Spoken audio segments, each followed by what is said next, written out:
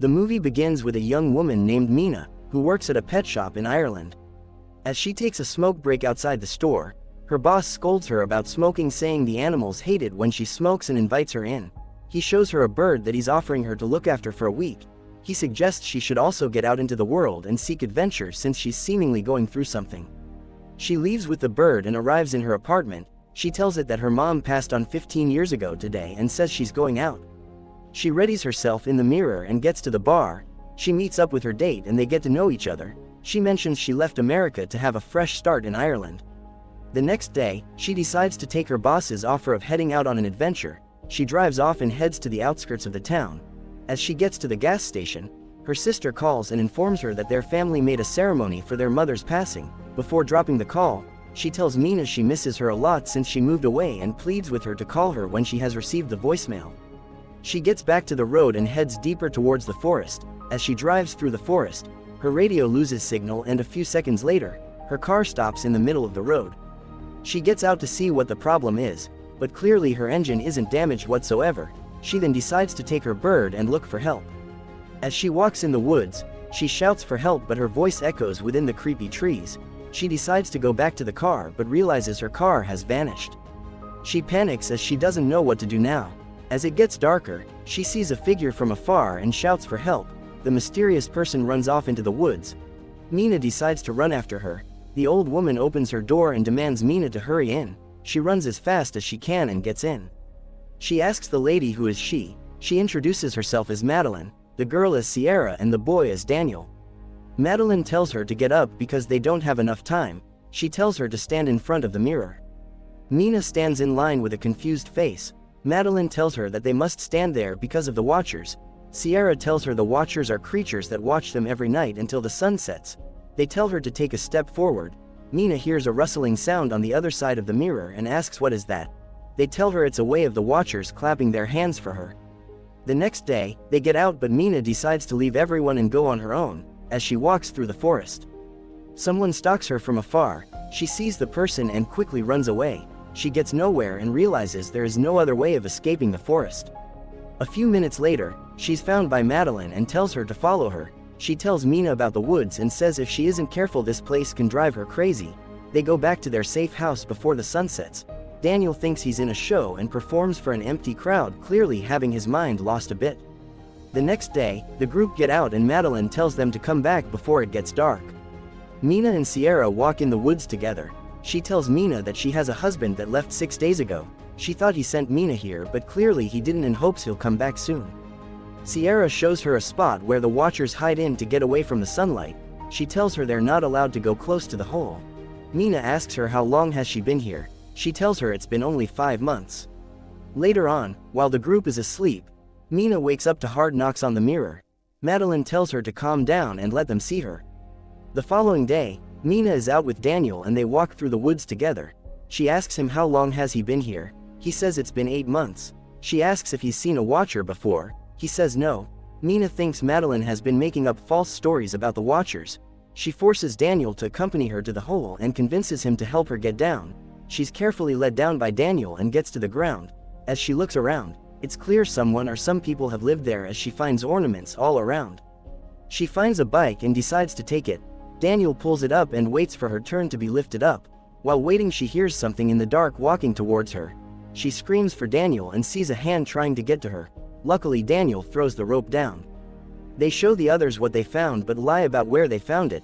Daniel connects the camera they found and suggests they put the camera outside so they can see the Watchers. The group wait for the sun to set and a few minutes later, they see someone at the door. Madeline thinks it's a trick because no one can survive the forest till it's dark. Sierra thinks she's hearing her husband and approaches the door. The person asks her to please open, but Madeline refuses and thinks it might be the Watchers playing with them. Madeline suggests Sierra to ask the person a question that she and her husband know about. She asks the person about their past and asks him the question, only for that person to have no idea of what she's talking about. Sierra gets emotional. She tells the person to please pick up the camera and show his face. He picks the camera up and looks through it, only for something to pull him away. She screams for her husband and Mina sees something in the dark only for the camera to break.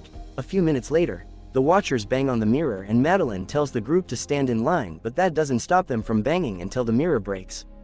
A few months later, Sierra is mourning her husband's death as she refuses to talk to anyone. As Mina draws down the map of the forest, she notices Sierra has left. She quickly gets out and looks all over for her, only to find her by the hole. She blames herself for not saving her husband. They hear Daniel screaming somewhere in the woods. They run to his voice only to find him tying Madeline down and runs off to the safe house. Mina unties her and they rush back to the safe house only for Daniel to refuse to open for them. The two decide to go hide themselves before the Watchers get out of their hole. A few minutes later, the Watchers arrive and notice there's only two of them in the safe house. They get angry and rush to look around for them. They decide to go back and scream for Daniel to open up. Mina shares a terrible incident that happened to her, hoping it's going to touch Daniel to open for them. Thankfully he opens up and Madeline scolds him for not opening up. They quickly stand in front of the mirror before the Watchers get back. Madeline opens up to the group about what she knows about the Watchers. She tells them she used to teach history and she came here because she wanted to study the creatures. One day she saw something from afar in which it looked like her. She tells the group that it wasn't a perfect copy of herself, saying that the creatures study them only to become them. They hear a knock on the door and hear voices of themselves screaming to be let in. The group realize that the door won't hold and push the table against it. Sierra sees a hidden door on the floor. Daniel tries opening the door but clearly it's locked. He hits a chair against it and manages to get it open. They see a second door and open it. Mina is the first to get down, followed by Daniel. Eventually they all get in before the Watchers get to them. As they get down, they realize someone was living there. They look through the computer and see a professor. He tells them about his discovery and says the creatures are fascinated by him because they watch him every night. He tells them that the creatures duplicate themselves using their bodies. He also tells them that the safe house was built by a lot of innocent people that ended up losing their lives to the creatures. He mentions he saw another creature that could walk into the sunlight and says it had red hair. He directs the camera to it and communicates with the creature. The group see this and walk off as they can't watch some more. Mina continues watching and the professor tells anyone who's watching that they can escape the forest by following the birds and they will lead them to the boat. He pleads to whoever is watching to please destroy his research that is in his office and walks off. The next day, they open the door and find the safe house in ruins. They rush out and head to the river. They let Mina's bird out and follow it. As they follow the bird, they notice it's getting dark and they are forced to run for their lives as the creatures have come out. They get to the river and see the boat. They run towards it but Daniel hears someone calling his name. He drags Sierra's husband but Sierra screams to him saying it's not him. The creature unalives Daniel as the group pedal away. Moments later, they wake up being back to civilization and stop a bus. They get in and are driven to the city.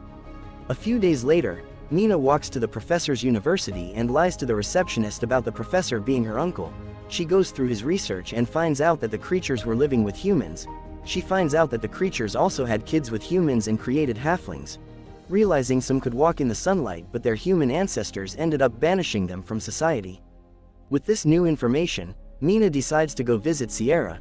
She tells her what she found and shows her photos of the professor as well as Madeline. Mina tells her she's sure Madeline is the changeling because the woman in the photos passed away from lung cancer a long time ago. Mina assumes the creature that was in the bunker with the professor turned into Madeline. Moments later, they wait for Madeline as they plan on unaliving her and sending her back to where she belongs. A car pulls up and Mina realizes it's Sierra. She confronts the woman she is with. Sierra walks in and gets attacked by the creature. Mina tries running away but gets thrown through a mirror. She tries telling the creature to please let them go and promises they'll never tell anyone. But it refuses and Mina runs back in the house only for the changeling to change into herself. She opens the door and lets it in. It puts her against the window. As it was about to unalive her, Mina tells it that it's a halfling. It demands for more information and Mina tells it that it's not just a creature but it's also human. It realizes she's right because it does feel different from the rest. It grows wings and flies away. Make sure to like and subscribe for more notifications. Until next time, see you soon.